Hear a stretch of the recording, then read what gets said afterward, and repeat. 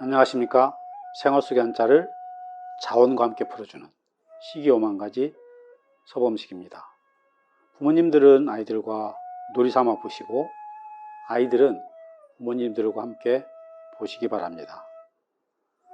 외우려고 하지 마시고 그냥 일주일에 2번 보시기만 하셔도 시간이 지나면서 조금씩 한자 실력이 늘어나는 것을 아시게 될 것입니다. 오늘은 영부인에 대해서 이야기하도록 하겠습니다. 국어사전을 찾아보면 지체 높은 사람의 부인을 높여서 이르는 말이다 라고 설명이 되어 있습니다. 그래서 이 용어를 사용하지 않겠다고 합니다. 글쎄요.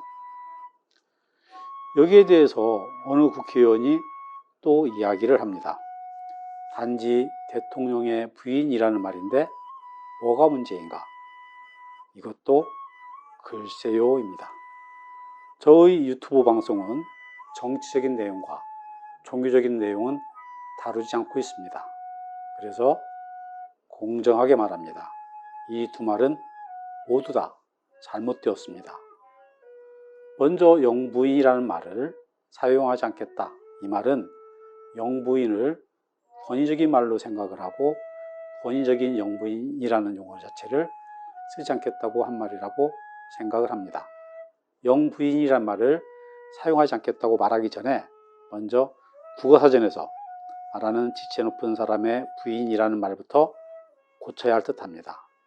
영부인은 그냥 남의 부인을 높여서 부르는 말입니다. 그럼 영부인은 한자로 어떻게 쓸까요? 거느릴 영자와 며느리 부자, 사람 인자 이렇게 쓸까요? 아니면 하여금 영자와 지아비 부자, 사람 인자 이렇게 쓸까요? 이것도 아니라면 거느릴 영자와 지아비 부자, 사람 인자 이렇게 쓸까요? 영부인과 영부인이란 단어는 국어사전에는 아예 없는 말입니다.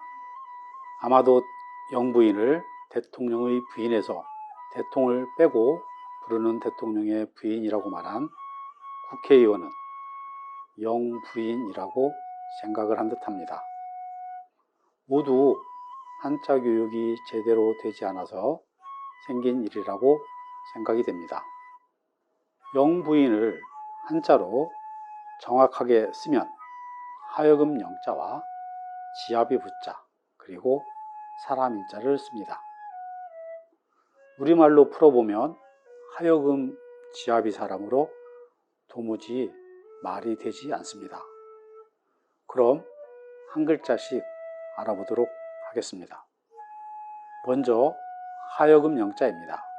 이 글자는 무엇 하게 하다나 이를테면 법령이라는 뜻을 가진 글자입니다.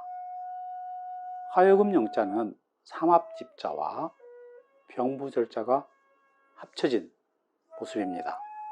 각골문에 나오는 하여금 영자를 보면 무릎을 꿇고 있는 사람의 머리 위로 지붕이 그려져 있습니다. 이것은 큰 건물 아래에서 명령을 받고 있는 사람을 표현한 것입니다. 여기서 큰 건물이라는 것은 다른 일을 하기 위한 관청을 뜻하는 것입니다. 하여금 영자는 이렇게 높은 사람이 명령을 내리는 모습으로 그려져서 명령하다나 법령이라는 뜻을 갖게 되었습니다. 그러나 이 글자는 명령하다라는 뜻도 있지만 남을 높이다라는 뜻도 가지고 있습니다. 그래서 영부인에서 사용하는 하여금 영자는 높이다라는 뜻을 가지고 있습니다. 다음으로 알아볼 글자는 거느릴 영자입니다. 거느릴 영자는 거느리다나 다스리다, 통솔하다라는 뜻을 가진 글자입니다. 거느릴 영자는 하여금 영자와 머리 혈자가 결합한 모습입니다. 하여금 영자는 높은 사람이 관청에서 명령을 내리는 모습을 그린 것으로 명령하다라는 뜻이 있다고 이야기를 했습니다. 이렇게 명령을 내리는 모습을 그린 하여금 영자 옆에 그려진 머리 혈자는 군지 옆에 붙어 있는 가신을 표현한 것이다 라고 이야기합니다. 그래서 거느릴 영자가 사람을 거느리며 명령을 내린다는 의미에서 거느리다나 통솔하다 라는 뜻으로 쓰이고 있다고 이야기하기도 합니다. 그러나 이 글자의 대표 훈음은 옷긴 영자가 맞습니다. 이 글자에 대한 해석에 대해서는 저는 조금 다른 생각을 가지고 있습니다. 이 글자에 대해서는 다음에 별도로 영상을 찍어서 설명하도록 하겠습니다. 다음은 부인입니다. 부인에 대해서 이야기를 하자면 중국의 춘추 전국시대 그 이전까지 올라가야 하는데 조선시대에만 국한을 지어서 말을 하도록 하겠습니다. 과거에는 남편 벼슬의 품계에 따라서 여자에게도 내리는 위호가 있었습니다. 일품에게는 정경부인, 이품에게는 정부인, 삼품에게는 숙부인.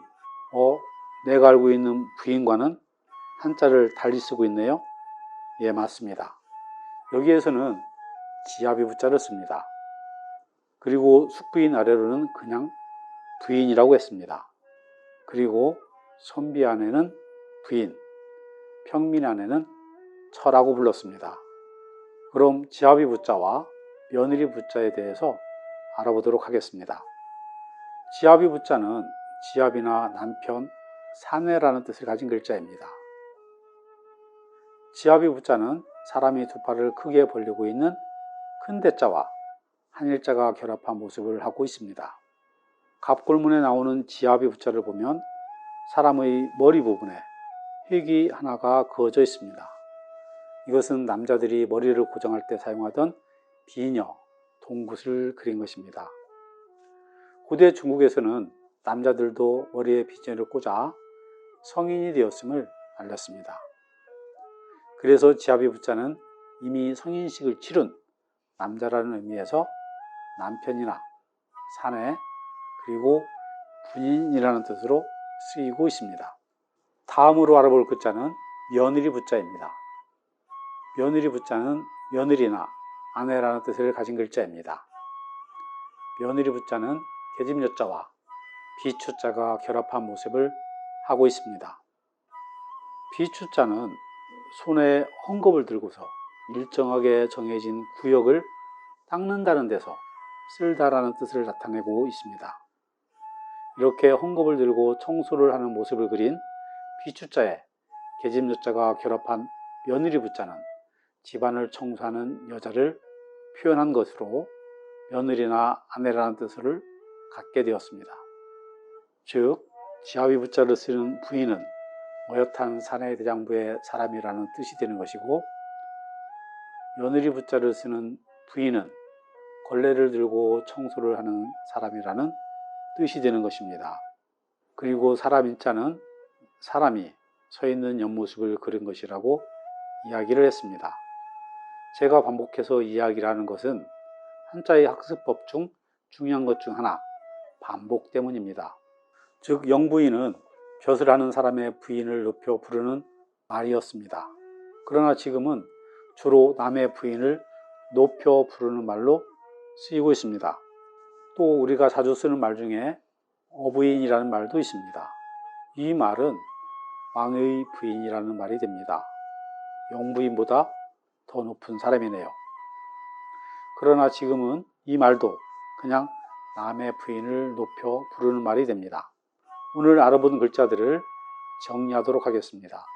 먼저 높은 사람이 커다란 집에서 명령을 내리는 모습으로 그린 하여금 영자가 있습니다. 다음으로 하여금 영자 옆에 군주 옆에 서 있는 가신을 표현한 거느릴 영자, 옷긴 영자가 있습니다. 어엿한 사람이 큰 팔을 벌리고 상투를 한 모습을 그린 지아비 부자가 있습니다.